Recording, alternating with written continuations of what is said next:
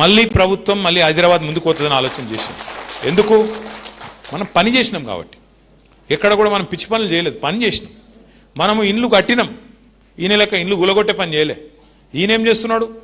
శనివారం వచ్చిందంటే చాలు హైడ్రా పేరు మీద హైడ్రామా అని ఆడవాడతాడు, ఇల్లు గులగొడతాడు. అరే గరీబోళ్ళు తెలుసో తెలియకనే కట్టుకున్నారు.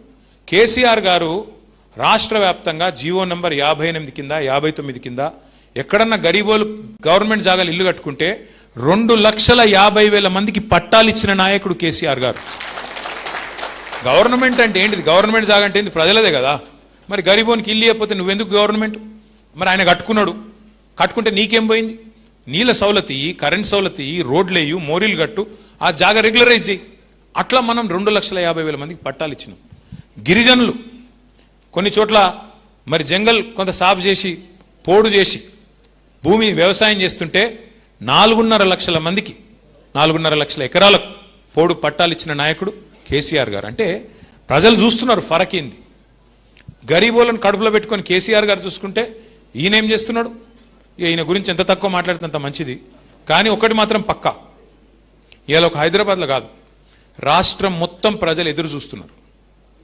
ఎప్పుడు ఎలక్షన్ వస్తుందా, ఎప్పుడు కాంగ్రెస్ పోతుందా, మళ్ళా కేసీఆర్ వస్తాడా? ఇలా స్లోగన్ ఒకటే రాష్ట్రం అంతటా, కాంగ్రెస్ పోవాలి, కేసీఆర్ రావాలి, కేసీఆర్ రావాలి. ఇది మొత్తం రాష్ట్రంలో ఏడవై. రైతును అడుగు, తప్పు చేసినాం సారు ఏం చేయాలి, అప్పుడేదో అయ్యింది అట్లా అని బాధపడుతున్నారు. ఇక హైదరాబాద్లో అయితే ఏం మారలే, జోర్దారున్నది పరిస్థితి. కార్పొరేషన్ ఎలక్షన్ ఎప్పుడు పెట్టినా ముమ్మాటికి మళ్ళీ గెలిచే పార్టీ ఖచ్చితంగా బీఆర్ఎస్ అని అనుమానం అవుతుంది. కానీ ఇంట్లో కూర్చుంటే గెలవం. ఇంకా అట్లా అని చెప్పి మళ్ళీ ఉపన్యాసాలు ఇస్తాం, నేను రోడ్ షోలకు వస్తా, సీనన్న తిరుగుతాడు, అట్లా కాదు. ఇప్పుడు మీరు పక్కడబందీ చేసుకుంటే, నేను ఇంతకుముందు లేవు నేను చెప్పిన వీళ్ళకు. నెక్స్ట్ ఎలక్షన్ ఎవలది? కార్పొరేటర్ లేదనా? శ్రీనివాస్ యాదవ్ గారి ఎలక్షన్ ఎప్పుడుంది? సో ఎవరికి ఉండాలి? కడుపు నొప్పి ఎక్కువ మీకే ఉండాలి. ఇంకోటి నేను సీనన్న ముంగడి చెప్తాను, ఏమని అనుకోని, హైదరాబాద్లో, వరంగల్లో, ఖమ్మంలో ఎలక్షన్ ఏది ఉన్నది, ఎక్కడ కూడా ఎవరికి మాట ఇవ్వలే. ఎవరు ఎక్కువ ఉరుకుతే, ఎవరికి ఎక్కువ సర్వేలు వస్తే వాళ్ళకి టికెట్లు ఇస్తాం. అది కూడా చెప్తున్నా కుల్లా, ఏమని అనుకోరు. ఇక ఉరుకులాడు, నాకు టికెట్ కావాలి, ఉరుకులాడు, తిరుగు, ఎక్కువ చెయ్యి, పని చెయ్యి, ఏమనుకోకరు. మా వేదిక మీద కూర్చున్న కార్పొరేటర్లు అంత తిట్టుకోకరు. మీరు వాళ్ళకంటే కూరుకురు, నేను వద్దంటలేను. వింటున్నావా రూపమ్మా? గట్టిగా తిరుగు. నేనేమంటున్నా అంటే, అంతేనా సినన్నా? Open competition, open competition okay, పక్కానా వద్దా? ఓపెన్ కాంపిటీషన్ ఓకేనా? ఉరుకులాడాలే. ఎవరికి టికెట్లు కావాలనుకుంటారో, ఎవరు గెలవాలనుకుంటారో, ఎవరు గల్లీలు ఎక్కువ తిరుగుతారో, ఎవరు బస్తీలు ఎక్కువ తిరుగుతారో. ఉన్నాయి సమస్యలు లేవా?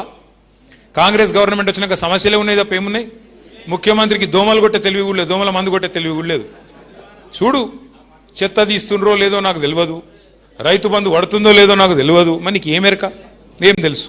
ఒక గసంటోడు ముఖ్యమంత్రి.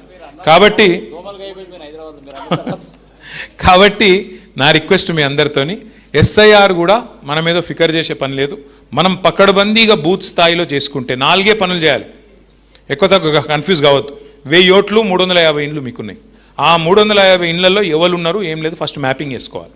ఈ నెలంతా ఆ పని చేయాలి. జూన్ 25కి నుంచి మీరు తయారు ఉండాలి. వాళ్ళు ఇంటికి వస్తే ఇగో వీళ్ళది ఉన్నది ఓటు, వీళ్ళది లేదు, వీళ్ళు కొత్త ఓటు, వీళ్ళు షిఫ్ట్ అయినరు, ఇగో వీళ్ళు చనిపోయినరు అని చెప్పి ఇచ్చేస్తే మామూలు కథం.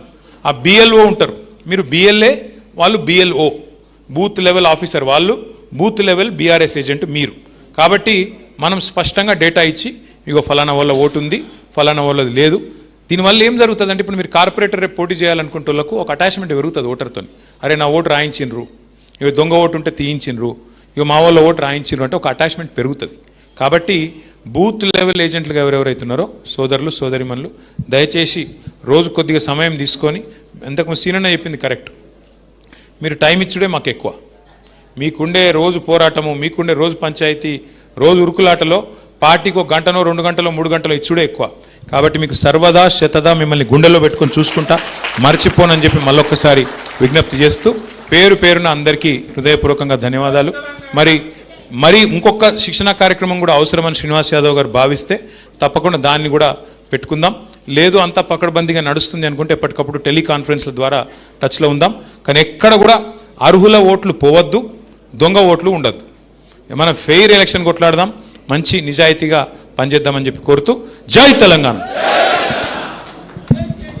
మీరు ఎక్కడ